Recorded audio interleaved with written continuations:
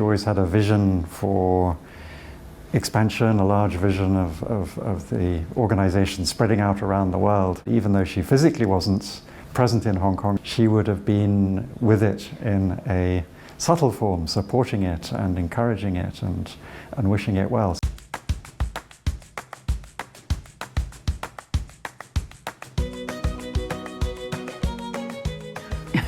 Dadi Janki is the most loving, beautiful, although she didn't go to school, but she was so bright, so intelligent, and she knew exactly who wanted what. I mean, that's how I know her. She knew exactly, I mean, she could read our minds. Every time we would go to Mount Abu, and in the morning we would go to her at 6:30 in the morning, and Dadi would be giving us Sakash, Drishti, and at the same time, one almond would be put in our hand, which was such a blessing to us. Dadi Janki was here. At that time I met her.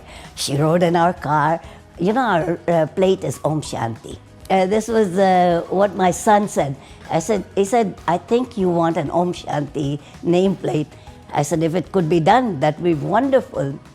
And I told Dadi, you're riding an Om Shanti car. She said, really? The first time I met Dadi Janki was in Mount Abu, around 46 years ago. And I was fortunate, very, very fortunate, to have lunch with a few senior dadis and myself, and with our actual teacher, mother, I would say, Dadi Savitri, the founder of Hong Kong.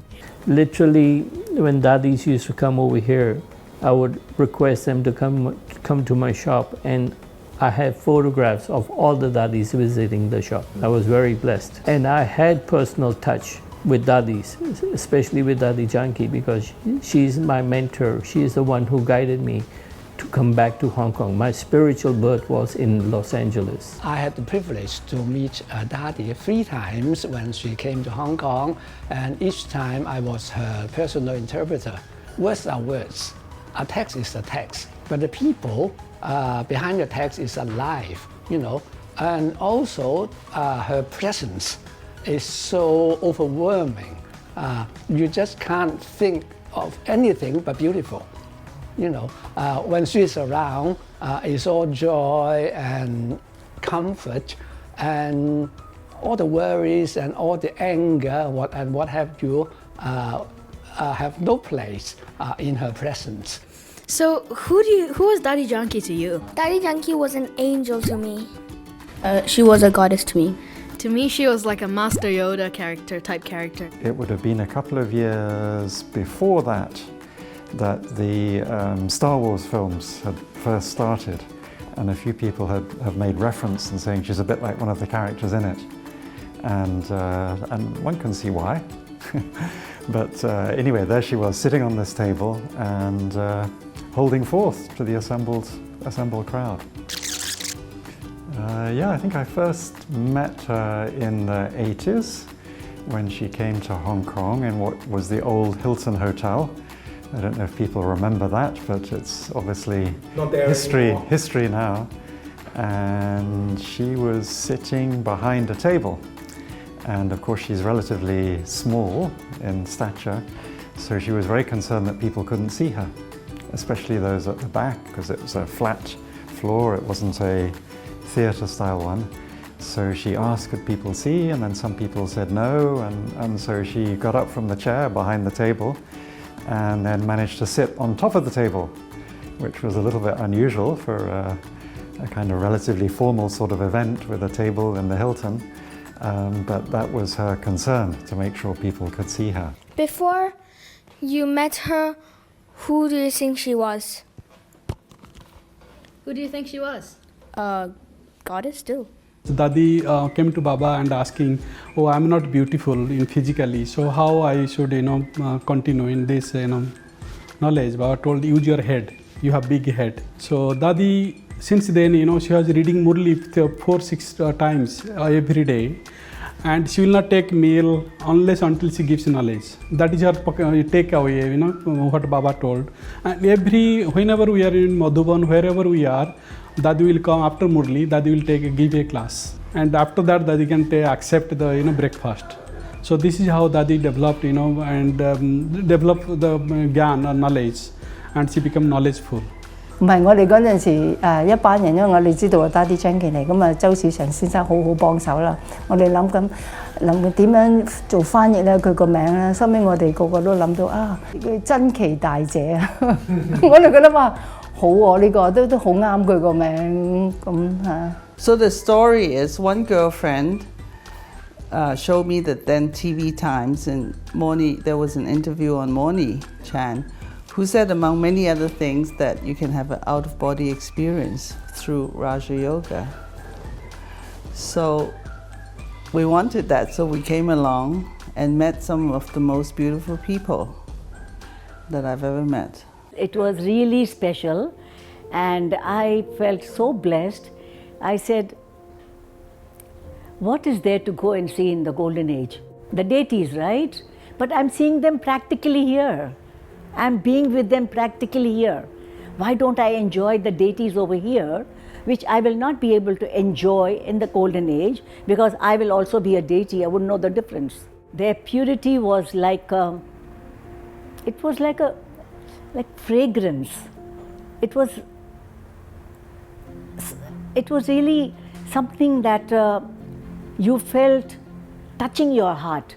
Their purity was something that was, you could actually feel that they are not these corporeals, they are just angels who do not have a body. I felt that way about them. 大約係80年代啦，喺一個 retreat 嗰度認識嘅，但係佢未嚟個 retreat 之前咧，好多人嗰啲聽到好多個聲音關於 Daddy Janki 嚟啊咁樣，令到我嗰個印象咧係好深刻嘅。佢未嚟到已經俾我個好深刻嘅咯喎，係咪？咁我第一眼見到佢嘅眼神咧，就係我自己突然之間我隻眼睛成日都佢去邊度，我跟住佢去望邊度，我嗰種個靈氣嗰種個感覺咧，好似攝石好似磁力咁跟住你嘅，我覺得好特別。好平安，好有信心咁樣嘅，俾到你一個感覺。First time I saw her when I went to Madhuban, I said, which world I was lost? This is the truth, and here is the God. Like we are searching everywhere, whole life go here, there. And when we entered Madhuban, when we arrived, I felt that this is what I have been dreaming for my so many 63 births.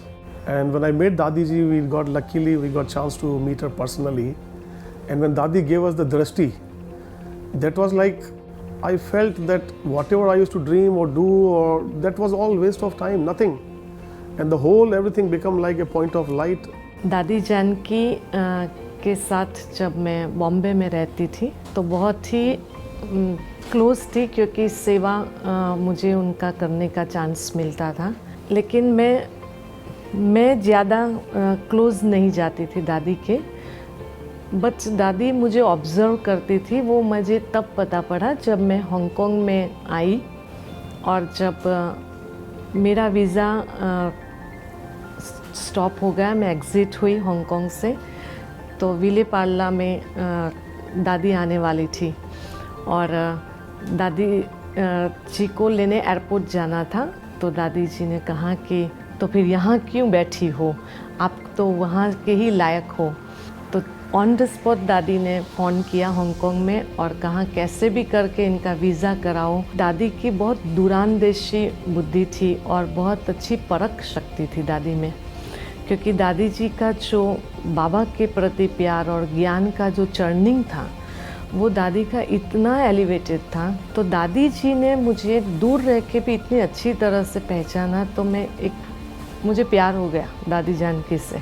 We would say all the thanks to Dadi Janki because we took the course in London, and our first Murli we heard from Dadi Janki ji. And that Murli was so amazing. It was about now or never, which really touched us, And that was the time we both decided this is the path, we would like to carry on with. And that was the start.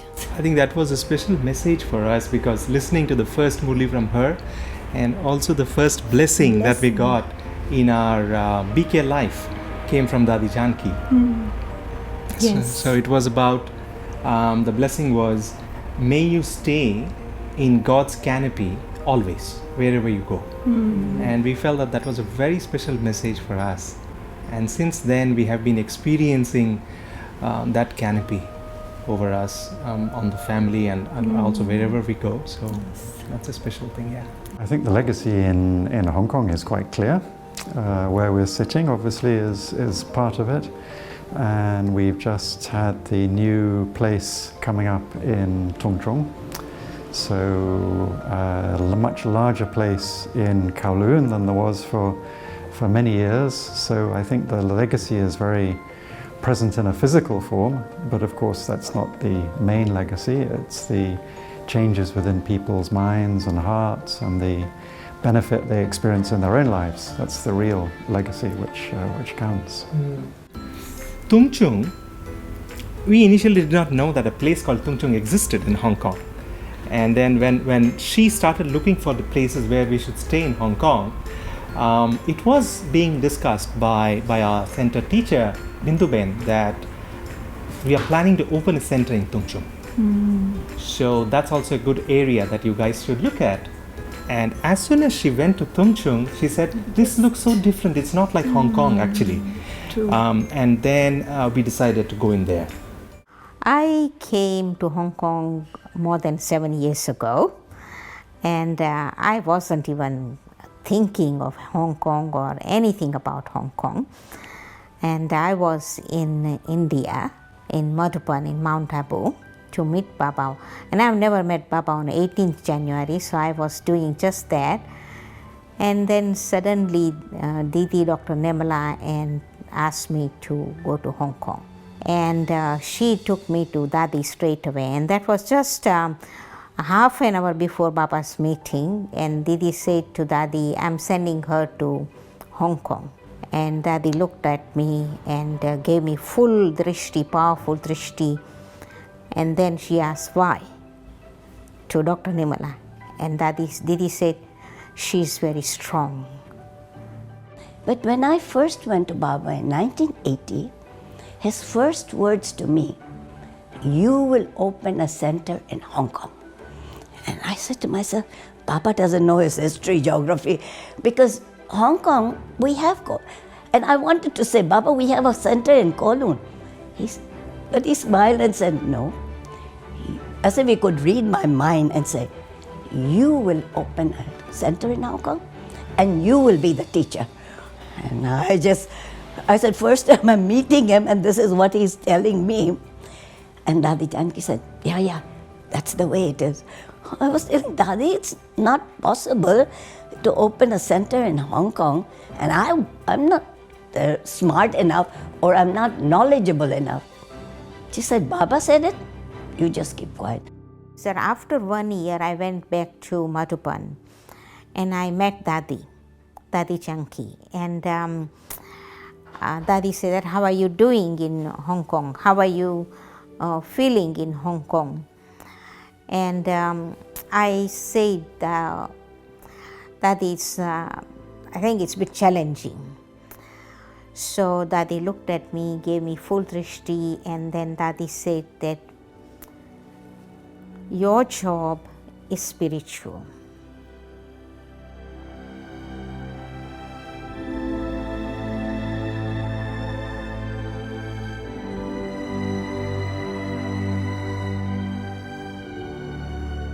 How did you feel after you heard that she passed away? I missed her very much, but I was at the same time happy because her soul was taking a new form. I was very sad, but I thought we should celebrate because, she was free from her suffering. Dadi has a lot of love for Hong Kong.